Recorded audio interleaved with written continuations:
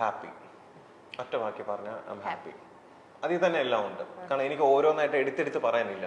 I am happy, I M satisfied. കാരണം പുള്ളിക്കാരിയുടെ പോസിറ്റീവും നെഗറ്റീവും കൂടെ മനസ്സിലാക്കി അക്സെപ്റ്റ് ചെയ്താണ് ഞാൻ പുള്ളിക്കാരി കല്യാണം കഴിക്കാൻ പോകുന്നത്. സോ എന്താ പറയുക, ഞാൻ ഇങ്ങനെ മാറണം, അങ്ങനെ ചെയ്യാവൂ, ഇന്ന ഡ്രസ്സ് ഇടാവൂ, അല്ലെങ്കിൽ ഇങ്ങനെ സംസാരിക്കാവോ, അല്ലെങ്കിൽ ഇങ്ങനെ പെരുമാറാവോ, ഞാൻ അത് ചെയ്യും ഇത് ചെയ്യും, ഇതൊന്നും ഞാൻ പറയത്തില്ല. നിനക്ക് എന്താണ് ശരി, നീ അത്യാവശ്യം മെച്ചറാണ്, നിനക്ക് എന്താണ് ശരിയെന്ന് തോന്നുന്നത് നീ അത് ചെയ്യുക. എന്റെ അടുത്ത് കുറെ ഫ്രണ്ട്സ് ഒക്കെ നമ്മുടെ സ്റ്റാർട്ടിങ്ങിലൊക്കെ പലർക്കും ഒരു വിചാരം ഉണ്ടായിരുന്നു ഞാൻ മെയിൽ ഷോവിനിസ്റ്റ് ആണ്. പിന്നെ എനിക്ക് ആ ഒരു പേരുണ്ടായിരുന്നു സ്റ്റാർട്ടിങ്ങിൽ. കാരണം എന്താണെന്ന് വെച്ചാൽ കുറെ ഒത്തിരി പേര് എന്റെ അടുത്ത് പറഞ്ഞിട്ടുണ്ടായിരുന്നു ആള് ഭയങ്കര ടോക്സിക് ആണ് കൂടി, നിന്റെ ഇത്രയും ഡ്രീംസും കാര്യങ്ങളൊക്കെ ഉണ്ടായിട്ട് നീ ഇങ്ങനെ ഒരാളെ നോക്കി നിന്റെ എല്ലാ സ്വപ്നങ്ങളും അവിടെ അവസാനിക്കും, അതുകൊണ്ടാണ് ഞാൻ കുറച്ച് ടൈം സ്പെൻഡ് ചെയ്ത് നോക്കാം എന്നൊക്കെയുള്ള ഒരു സമയം പറഞ്ഞത്. അപ്പൊ കാരണം ഇത്രയും പറയുമ്പോൾ ഇത് എന്ത് ഇങ്ങനെ പറയണേന്ന് ഞാൻ വിചാരിച്ചിട്ടുണ്ട്. പക്ഷേ എനിക്ക് സത്യം പറഞ്ഞാൽ ഞാൻ സ്ലീവ്ലെസ് ഒന്നും ഇടാറുണ്ടായിരുന്നില്ല.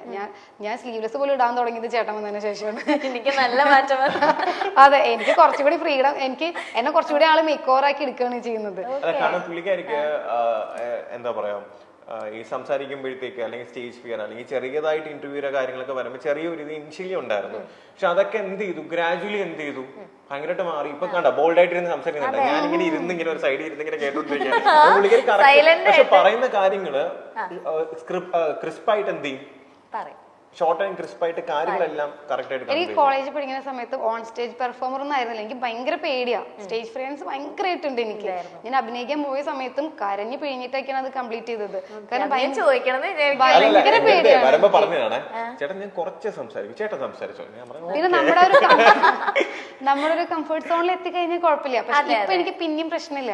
പക്ഷെ പണ്ടൊക്കെ ഡോക്ടറുടെ അടുത്ത് വന്ന സമയത്ത്, ഇന്റർവ്യൂവിന് വന്ന സമയത്ത് ഞാൻ ദൈവം, അതും അതിനു വേണ്ടി വന്നതല്ലല്ലോ, ഞാൻ വെറുതെ ഒന്ന് കാണാൻ വേണ്ടി വന്നതാ. അന്നത്തെ കുട്ടി വന്നില്ല, അപ്പൊ എന്നെ പിടിച്ചിരുത്തി. എനിക്കാണെങ്കിൽ അറിയില്ല അങ്ങനെ ഒരാളെ, എനിക്ക് തന്നെ സംസാരിക്കാൻ അറിയില്ല. ആ സമയത്ത് ഞാൻ വേറൊരാൾ ഇന്റർവ്യൂ ചെയ്യണം പറയും, ഞാൻ ആകെ കിളി പോയിട്ടാണ്. അതെ, അപ്പൊ അതുകൊണ്ട് ഞാൻ ഇങ്ങനെ മിണ്ടാതെ ഇങ്ങനെ നോക്കിയിരുന്നതൊക്കെ. പക്ഷെ ഇപ്പൊ എനിക്ക് ആ പേടിയില്ല. ഇപ്പൊ ഞാൻ മീഡിയ കാണുമ്പോൾ സംസാരിക്കുന്നുണ്ട്. അപ്പൊ ഞാൻ എൻ്റെ ചില കാര്യങ്ങളൊക്കെ ഏറ്റവും വേസ്റ്റ് ആയിട്ടുള്ള ഒരാളാണ് ഞാൻ എനിക്ക് തോന്നിയിട്ടുണ്ട്. കാരണം എനിക്ക് സോഷ്യലി എല്ലാവരുമായിട്ട് പരിചയമില്ലാത്ത ആൾക്കാരായിട്ട് സംസാരിക്കാൻ ഭയങ്കര ഓക്വേർഡ് ആയിരിക്കും. പിന്നെ അതുപോലെ സ്റ്റേജ് ഫിയറൻസ്, പിന്നെ എൻ്റെ കമ്മ്യൂണിക്കേഷൻ സ്കിൽ എന്ന് പറഞ്ഞാൽ ഭയങ്കര അടിപൊളിയായിട്ടുള്ള ആളല്ല. എൻ്റെ ഹിന്ദി ഒക്കെ കേട്ടിട്ടുണ്ടെങ്കിൽ എൻ്റെ സ്റ്റാഫിന് മാത്രം മനസ്സിലാവുള്ളൂ എൻ്റെ ഭാഷ. ശരിക്കും ഹിന്ദി അറിയുന്ന ആൾക്കാരാണ് എന്നെ തല്ലിക്കൊല്ലും. അപ്പോൾ ഇത് ഒന്നും അറിയാത്ത ഒരാളായിരുന്നു ഞാൻ പണ്ട്. ഒന്നിനെ കുറിച്ച് അറിയില്ല. എൻ്റെ ഒരു കംഫർട്ട് സോൺ ഉണ്ട്, എൻ്റെ വീട്ടുകാർ, എൻ്റെ ഫ്രണ്ട്സ്, ഭയങ്കര ഹാപ്പി. ഇതിൻ്റെ ഈ ഒരു വട്ടം വരച്ച എൻ്റെ പുറത്തേക്ക് എനിക്ക് പോകേണ്ടി വന്നിട്ടില്ല. അതുകൊണ്ട് തന്നെ എനിക്ക് പുറത്തുനിന്ന് ആരെങ്കിലും വന്ന് ഞാൻ ദൈവം മിണ്ടണോ അല്ലെ എന്താ ചെയ്യണം അങ്ങനെ ഭയങ്കര ഓക്വേർഡ് ആയിരുന്നു. നമുക്ക് ലൈഫിൽ എന്തും ചെയ്യാൻ പറ്റും എന്നുള്ളതിൻ്റെ ഏറ്റവും വലിയ എക്സാമ്പിൾ ഞാൻ തന്നെ ആയിരിക്കും എനിക്ക് തോന്നുന്നു. കാരണം ഒരു റെസ്പോൺസിബിലിറ്റീസും ഏറ്റെടുക്കാൻ പറ്റാത്തൊരു വ്യക്തിയായിരുന്നു ഞാൻ. ഞാനാണ് ഇപ്പോൾ ഒരു ബിസിനസ് ചെയ്യുന്നത്. അതുപോലെ ഒരു മീഡിയയുടെ മുമ്പിലോ അറ്റ്ലീസ്റ്റ് ക്ലാസ്സിലൊക്കെ സെമിനാർ അവതരിപ്പിക്കുമ്പോൾ പോലും നീ പോ എന്നൊക്കെ പറഞ്ഞിട്ട് അപ്പുറത്തിരിക്കുന്ന കൂട്ടിനെ പിടിച്ച് ഞാൻ പിന്നെ പോന്നൊക്കെ പറഞ്ഞിട്ട് ഞാനാണ് ഇപ്പൊ ഈ അടുത്ത് മീഡിയയുടെ അടുത്ത് സംസാരിക്കുന്നിട്ട് എന്റെ ക്ലാസ്മേറ്റ്സ് പൊടി നീ ഇങ്ങനെയൊക്കെ സംസാരിക്കോ. കാരണം കൈയൊക്കെ വിറച്ചിരിക്കുന്ന ഒരാളായിരുന്നു ഞാൻ ക്ലാസ്സിൽ പഠിക്കുമ്പോൾ. ആരും എന്നെ അങ്ങനെ കണ്ടിട്ടില്ല, ദേഷ്യപ്പെട്ട് പോലും എന്നെ കണ്ടിട്ടില്ല ആരും. അപ്പൊ ഞാൻ കുറച്ച് റൂഡായിട്ട് സംസാരിക്കുമ്പോൾ ക്യാമറ എല്ലാം ഉണ്ട് കേട്ടോ, ഇതെല്ലാം റെക്കോർഡ് ചെയ്യുന്നുണ്ട്. ആള് സംസാരിച്ചു തുടങ്ങിയല്ലേ, ഇപ്പൊ നിർത്തത്തില്ല എന്ന് വെച്ചാൽ അങ്ങ് സംസാരിച്ചോണ്ടേ. അങ്ങനെയല്ല, ഞാൻ ഇപ്പൊ നോക്കണ്ടേ നിങ്ങൾ കാര്യം പറയുന്നതൊക്കെ സംസാരിച്ചോണ്ടേ ഇരിക്കുക. മറ്റേ എയർപോർട്ടിൽ വെച്ചിട്ട് ഞാൻ കുറച്ച് റൂഡാണോ ഒന്നും അറിയില്ല, പക്ഷെ ഞാൻ അത്ര പോലും ഞാൻ സംസാരിക്കാറുണ്ടായിരുന്നില്ല. പക്ഷെ എനിക്ക് മനസ്സിലായി ഒരു ലൈഫിൽ ഒരു സ്റ്റേജ് എത്തുമ്പോൾ നമ്മൾ സംസാരിച്ച് പോവും.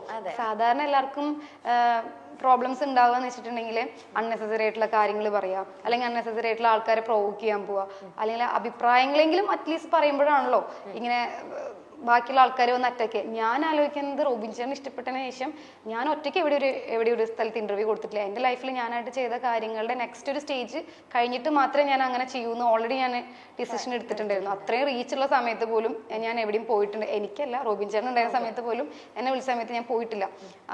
അതുപോലെ അപ്പൊ പിന്നെ ഞാൻ ഒരു കണ്ടസ്റ്റൻസിനെതിരെ ഒന്നും പറഞ്ഞിട്ടില്ല. ഞാൻ ഇവരെ ഗെയിം ഷോയുമായി ബന്ധപ്പെട്ട് എവിടെയും വന്നിട്ടുമില്ല. ബിഗ് ബോസ് ഞാൻ കണ്ടില്ല. എന്നിട്ട് പോലും എന്നെയും എൻ്റെ പ്രൊഫഷനെയും വരെ വലിച്ചയച്ചിട്ട് കുറെ പറഞ്ഞപ്പോൾ എനിക്ക് ഒത്തിരി വിഷമമായിട്ട്. ഞാൻ എന്താ ചെയ്തത്? പിന്നെ എനിക്കറിയാം ആളൊരു പാർട്ട്ണർ ആകുമ്പോൾ നല്ല പോസിറ്റീവ് കിട്ടുന്ന പോലെ നെഗറ്റീവ് കിട്ടും, പക്ഷെ അതിനൊരു ലിമിറ്റ് ഉണ്ടല്ലോ.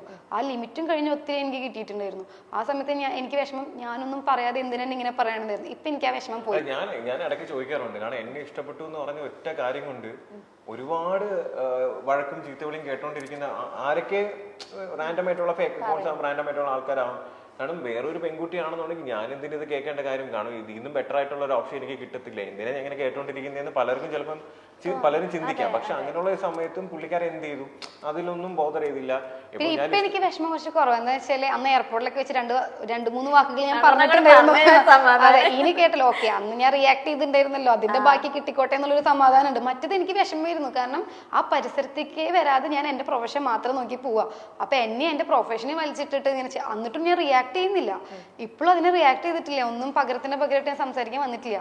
എന്നിട്ട് എന്തിനാ അങ്ങനെ പറയണേന്ന് ഒരു തോന്നലുണ്ടായിരുന്നു. പക്ഷെ ഇപ്പൊ ഞാൻ അന്ന് ഒന്ന് രണ്ട് സ്ഥലത്ത് കുറച്ച് മറുപടികളൊക്കെ പറഞ്ഞിട്ടുണ്ടായിരുന്നു പ്രതികാരമല്ല, കുറച്ച് പറഞ്ഞിട്ടുണ്ടായിരുന്നു അത്ര പോലും അപ്പൊ ഓക്കെ അറ്റ്ലീസ്റ്റ് ഞാൻ റിയാക്ട് ചെയ്തല്ലോ, ഇനി കേൾക്കുകയാണെങ്കിലും പ്രശ്നമില്ല എന്നുള്ളൊരു സംഭവം വന്നു. പിന്നെ പലർക്കും ലൈക്ക് എന്റെ ഒരു അപ്ഡേറ്റ് എന്താന്നുള്ളത് പലരും ചോദിക്കാറുണ്ട്. ഇപ്പൊ ഞാൻ ഒരു എന്താ പറയാ, ഞാനൊരു നോർമൽ മിഡിൽ ക്ലാസ് ഫാമിലിയിൽ നിന്ന് വന്ന ഒരു സാധാരണ ഒരാളാണ്. അപ്പൊ എനിക്ക് ചെറിയ ചെറിയ ആഗ്രഹങ്ങൾ എൻ്റെ ലൈഫിലുണ്ട്, മനസ്സിലായില്ലേ? എന്ന് വെച്ചാൽ എന്താ പറയാ, എന്തെങ്കിലുമൊക്കെ അച്ചീവ് ചെയ്യണം, ചെറിയ ചെറിയ കാര്യങ്ങൾ, അല്ല വലിയ വലിയ ഡ്രീംസും കാര്യങ്ങളൊന്നുമില്ല. അപ്പം അങ്ങനെ ഞാൻ എൻ്റെ ലൈഫിൽ ഇപ്പം ഡോക്ടറായിട്ട് വർക്ക് ചെയ്തിരുന്ന സമയത്തും ഞാൻ കോവിഡ് ആയിരുന്ന സമയത്ത് 2 വർഷം സോഷ്യൽ മീഡിയ ആക്റ്റീവേ ഇല്ലായിരുന്നു. ഞാൻ അങ്ങനെ ഒന്നും ചെയ്യാറില്ല. എപ്പോഴെങ്കിലും റാൻഡമായിട്ട് എൻ്റെ ഏതെങ്കിലും പഴയ വീഡിയോ എടുത്ത് പോസ്റ്റ് ചെയ്യുന്നതല്ലാതെ ഒന്നും ചെയ്യാറില്ല. 2 വർഷം കംപ്ലീറ്റ് ഡ്യൂട്ടി ആയിരുന്നു. അപ്പം ആ കഴിഞ്ഞതിന് ശേഷമാണ് പെട്ടെന്ന് എന്ത് ചെയ്തത്, ഇങ്ങനെ ഒരു ഷോയിൽ വന്നതും ഇങ്ങനെയുള്ള കാര്യങ്ങളെല്ലാം സംഭവിച്ചത്. അപ്പം പലർക്കും ലൈക്ക് എല്ലാം പെട്ടെന്ന് വേണം, അടുത്ത അപ്ഡേറ്റ് എന്താണ്, ഇഷ്ടം കൊണ്ടായിരിക്കാം ചിലർ. അപ്പം അടുത്ത മൂവി എപ്പോഴാണ്, അടുത്തെന്താ ഇങ്ങനെ ചോദിക്കുന്നുണ്ട്. അപ്പം എനിക്ക് പറയാനുള്ളൊരു കാര്യം എന്ന് വെച്ച് കഴിഞ്ഞാൽ, ഞാൻ എല്ലാം പെട്ടെന്ന് ഇപ്പം മറ്റുള്ളവർക്ക് വേണ്ടി ചെയ്യാനായിട്ട് ഞാൻ ഒരിക്കലും നിൽക്കത്തില്ല. അവർക്കത് കാണണം, അല്ലെങ്കിൽ അവർക്കത് ചെയ്ത് കാണണം, അതുകൊണ്ട് ഞാൻ ചെയ്തില്ല. എനിക്കത് ചെയ്യണം, അല്ലെങ്കിൽ എനിക്കത് കംപ്ലീറ്റ് ആയിട്ട് എഫേർട്ട് കൊടുത്ത് ആ ഒരു സമയത്ത് ചെയ്യണം എന്ന് തോന്നുന്ന സമയത്ത് മാത്രമേ ഞാനത് ചെയ്യൂ, മനസ്സിലായില്ലേ? എൻ്റെ ഒരു ആഗ്രഹമാണ്. കാരണം കുട്ടിക്കാലം മുതലേ നമ്മൾ ഈ ബിഗ് സ്ക്രീനും കാര്യങ്ങളെല്ലാം കാണുമ്പോഴത്തേക്ക്, കാരണം ലാലേട്ടനെയൊക്കെ കാണുമ്പോൾ അല്ലെങ്കിൽ മമ്മൂക്കേനെയൊക്കെ കാണുമ്പോഴത്തേക്ക് ഒക്കെ ഭയങ്കര സ്റ്റാർസാണ് അവർ, മനസ്സിലായില്ലേ? കാരണം ഞാൻ സുരേഷ് ഗോപി സാറിനെ മാത്രം ഹോസ്പിറ്റലിൽ ഡ്യൂട്ടി ചെയ്തിരുന്ന സമയത്ത് കണ്ടിട്ടുണ്ട്, പുള്ളിങ്ങനെ ബ്രദർ അഡ്മിറ്റ് ചെയ്യുന്ന സമയത്ത് കണ്ടിട്ടുണ്ട്. അപ്പോൾ എന്നെ രാത്രി ആകുമ്പം ഞാൻ നൈറ്റ് ചെയ്യുന്നത്, അപ്പോൾ എന്നോട് സംസാരിക്കാറുണ്ട്. അപ്പോൾ ഞാൻ അന്ന് എനിക്ക് 2018 അപ്പോൾ ഞാൻ പുള്ളിക്കാരൻ ചോദിച്ചത്, ഡിസ്ചാർജ് ആയി പോകാൻ പോയി പുള്ളിക്കാരൻ്റെ ബ്രദർ. അപ്പം ലാസ്റ്റ് ദിവസം വന്നപ്പോൾ ഞാൻ ഇങ്ങനെ രാത്രി പറഞ്ഞു, സാർ എനിക്കൊരു ആഗ്രഹമുണ്ട്, ഇനി സിനിമയൊക്കെ ചെയ്യണമെന്നുണ്ട്, എങ്ങനെയാണെന്ന് അറിയത്തില്ല, എനിക്ക് ആരുമായിട്ടും കോണ്ടാക്ട് ഇല്ല. അപ്പോൾ എൻ്റെ അടുത്ത് സുരേഷ് ഗോപി സാർ പറഞ്ഞ ഒറ്റ കാര്യമുണ്ട്, ഡോക്ടറെ റോബിൻ നീ മാക്സിമം ഹാർഡ് വർക്ക് ചെയ്ത് സ്വന്തമായിട്ട് വരാൻ ശ്രമിക്കാം. ആരുടെയും കെയർ ഓഫിലോ അല്ലെങ്കിൽ ആരും റെഫർ ചെയ്തിട്ടല്ല വരേണ്ടത്, മനസ്സിലായി? എനിക്ക് വേണമെങ്കിൽ നിന്നെ പരിചയപ്പെടുത്തി തരാം, പക്ഷെ അങ്ങനെ വന്നാൽ അത് നിലനിൽക്കത്തില്ല. നീ സ്വന്തമായിട്ട് കഷ്ടപ്പെട്ട് വന്നാലേ നിനക്ക് എന്ത് ചെയ്യത്തുള്ളൂ, അത് നിലനിൽക്കാൻ പറ്റത്തുള്ളൂ എന്ന് പുള്ളിക്കാരൻ പറഞ്ഞു.